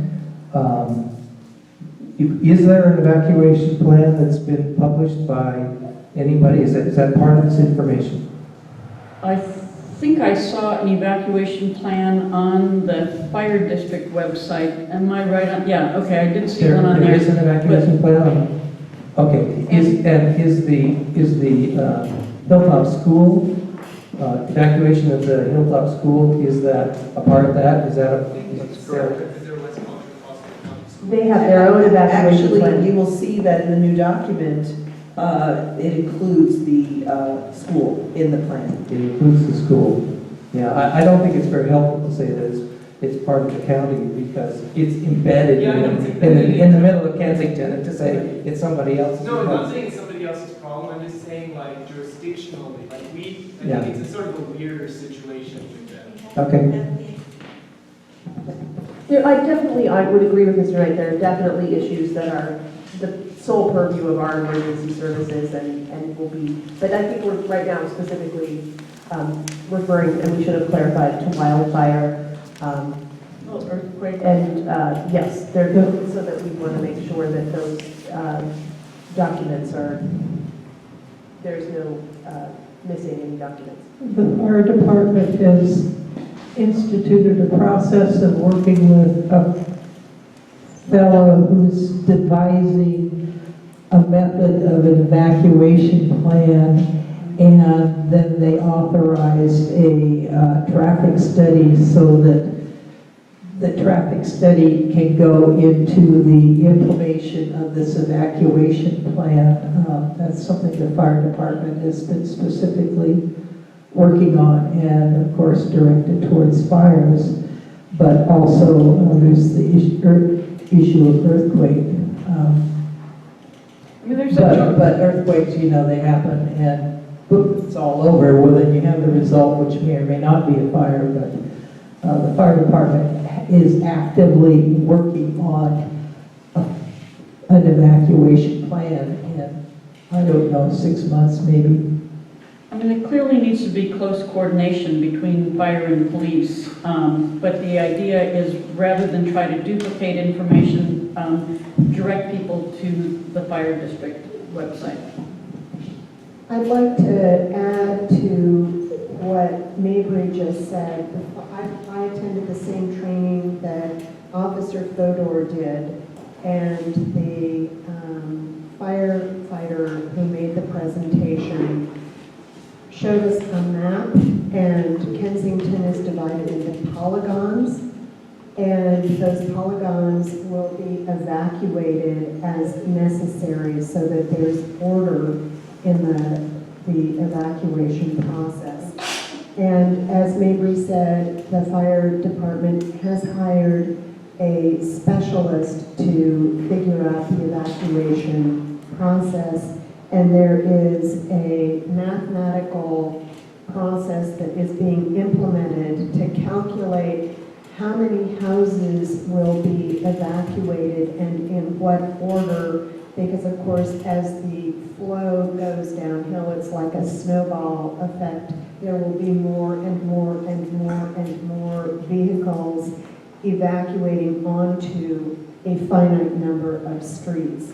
And as far as the division of responsibilities, it is the police officers, and Ricky, correct me if I'm wrong, it's the police officers who will be directed by the fire department to be stationed at specific locations to facilitate the evacuation, but it is the fire department that is really in charge of all of the process. Thank you. Okay, any other comments? All right. So that's the discussion on that. The last item, budget approval for law firm review of PRA request. We were anticipating that we would have a packet of all the PRAs that have been received. That we weren't able to get that packet. But the direction to legal counsel is really we need to start tracking specifically the cost associated with all these responses. And if there is one response or that is really a significant load for the attorneys, to call that out in particular, because the amount of work that's being placed on district staff is significant. And it's taking up quite a few. Wait, I'm not saying that you're going to penalize people and try to abridge their rights. No, We're saying to no. call them out. What does that mean? will have the cost associated with some of these PRA requests. By individuals? If it's significant, and if it's taking a significant amount of time, yes. It could be by individual request. We don't necessarily have to put a name with anyone. We just simply say that, you know, when you're I mean, it should be very self-evident. When you're asking for, you know, years of emails, then therefore it's going to be a burden, you know, burdensome financially on the legal counsel. And PRA requests, PRA requests in and of themselves are public documents. Yeah, that's right. But I know, but I'm just saying, like, the PRAs also have some level of understanding of privacy, and you don't want to turn this into a public shaming. That wasn't suggested. Well, you said, oh, we're going to call them out. Well, we're going to list the them. PRA request. Yeah, no, we're not individuals. We're not trying to. Yeah, I think that this is a great idea. That it's absolutely necessary. I've done a PRA request for all our PRA requests. I think that will be on a future agenda because the level is pretty startling, and it is now. I don't know. It's going to run into the thousands of dollars, and I think this will be an important part of our mid-year budget review. Wait, can I ask a question? So, in other words, we're assigning all of this to legal, correct? Well, because legal has to make sure that, not all of it to legal, but legal has to assess that we're not releasing information on personnel or individuals that would get us into... Yes, they're like doing the final sweep. They're not the ones doing the collecting and individual processing because... Yeah, that's right. Only the final sweep, not the... Well, I can't say. I mean, it depends on the scope and what is going on. Well, because I do remind you, general manager duties, one of the cost-saving elements, and this was even in the past, the general manager COP would be helping to reduce costs on district by processing PRAs. The officers who were specialists would be helping reduce costs. The officers? You mean if it was a police-related PRA, they would make sure that the laws relating to anything that would be a victim element was properly done. That was written well before the number of PRAs that we have gotten. I've heard a number of 80 PRA requests that have come in the last couple of weeks. So. I don't recognize that number. However, I will say that the volume has been very high, particularly over the last 8 or 9 months. Yeah. And they have, I mean, there are PRA requests that don't require legal review. And I would also add that the chief of police is very good at identifying the problematic documents that relate to his department. But there are an awful lot of documents covered that do require some kind of legal review to determine what portion, if any, is exempt. And because of the proliferation of the use of email, we're now talking about tens of thousands of documents. I mean, and I don't think that people necessarily understand that when they ask for all communications relating to between this year and that year, that they really can visualize how many documents we're talking about. It's quite a few. And the general manager cannot possibly retrieve all of those documents. I don't think any one person can. Not any one person, but he is helping keep the costs down by processing some of them instead of just sending it all off to legal. Because a lot of the PRA elements, they're simple, like they're redacting emails or names that should be redacted. And the funny thing is about a lot of PRA exemptions is those are exemptions an organization that's public takes at their discretion, not ones that are necessary. There are statutory exceptions, but then there are discretionary ones. So I'm quite familiar actually with the Public Records Act. I could, of course, come to the board with each of these documents and ask if they wish to release their right to hold them exempt. I generally don't, because that would require quite a bit of time, and usually there is a reason for these exemptions. They exist for a reason.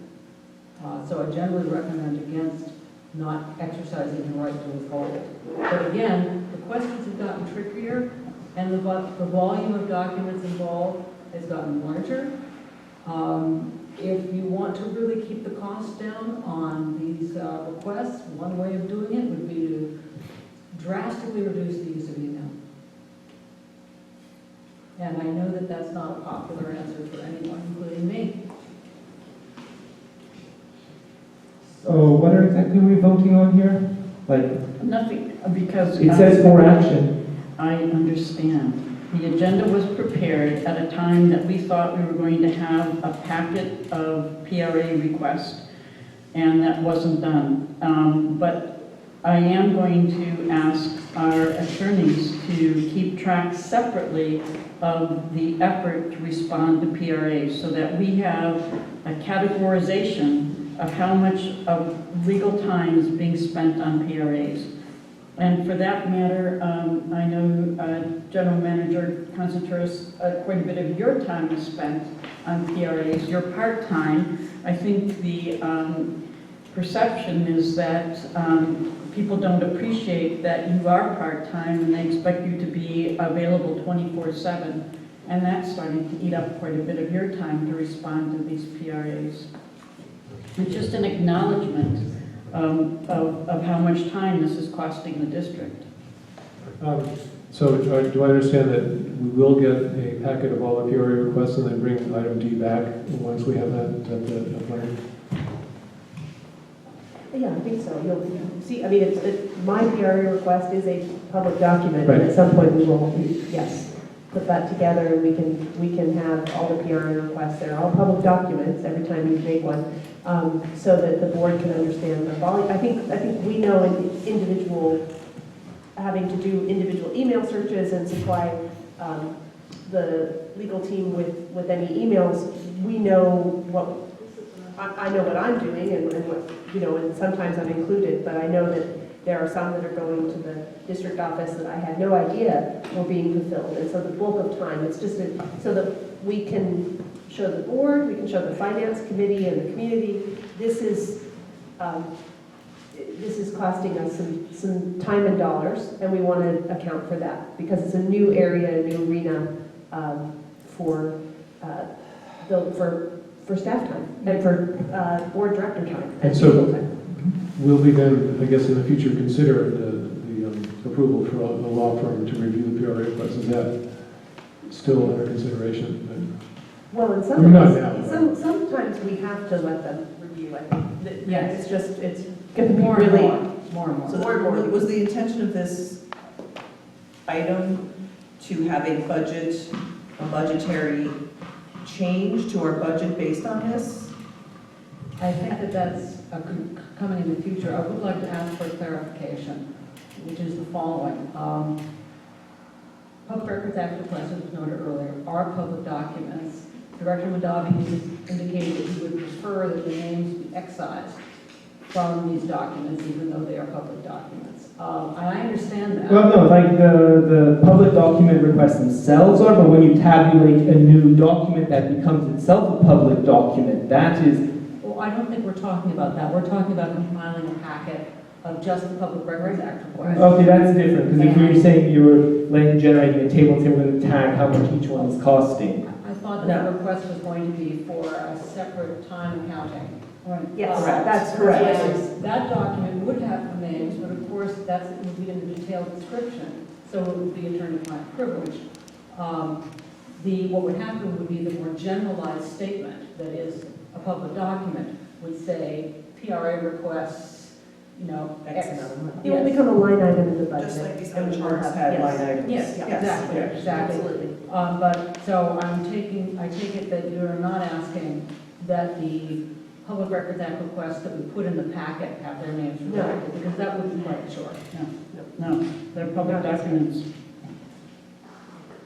But if there is a particular one that is really significant, I think we need to have that separated out as, the cost for this PRA is costing the district. In other words, you want to shame people in town. I don't want to shame people in town, but I think people need to understand. And in some cases, maybe you need to go back to the person to say, are you aware that this might cost the district such and such? Because it may be that they had no idea how much it might cost.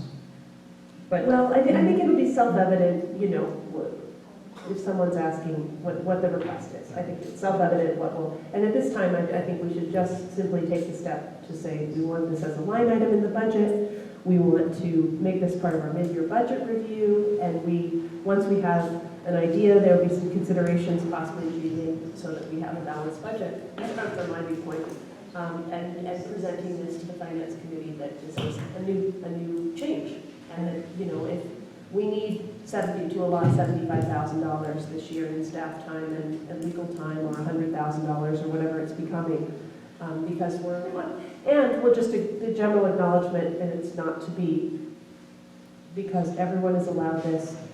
We support information flow as a democracy, and to be transparent, but the acknowledgement that if we're doing this as directors, it takes time away from other projects. So things may, slow down, which may be the point of all these requests, but who knows? I we're supposed to be assuming intent of people. That's true, I'm not, but it may be just that they're fascinated by my writings, so.